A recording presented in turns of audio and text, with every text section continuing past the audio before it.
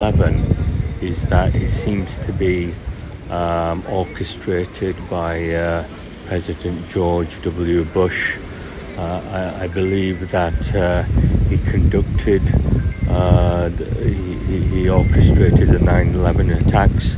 I think it's American terrorism done in America. I think that it's unusual because it seems to be low-flying jumbo jets, very slow, low-flying jumbo jets into two buildings.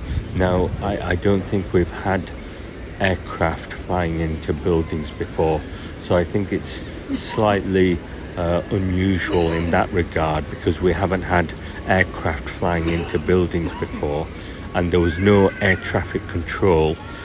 All countries have air traffic control, and they have jets scrambled to protect sovereignty of their airspace, to protect their sovereignty, and there was no air traffic control, but it seems to be very low-flying, slow-flying aircraft into buildings, which is very unusual.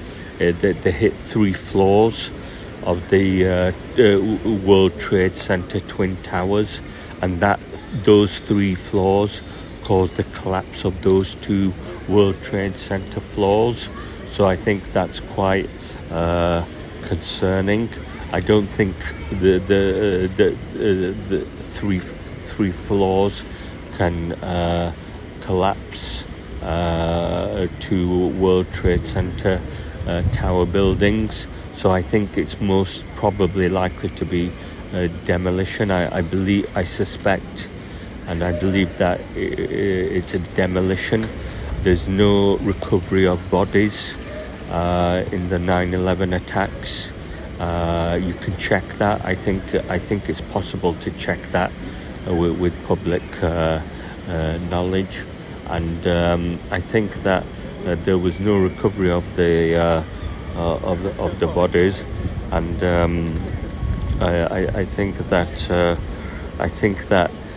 the result of 9/11 was ground zero with those 2 buildings, and that resulted in the invasion of Iraq and Afghanistan as retribution for those terrorism attacks on the World Trade Center buildings. And I think that what we have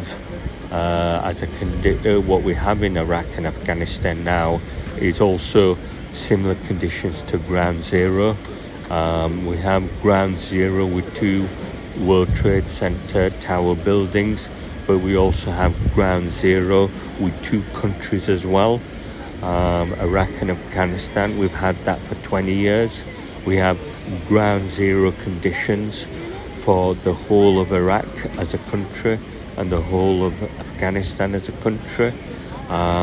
That's quite significant in the balance of powers for global affairs. That the fact that we have ground zero in those 2 countries.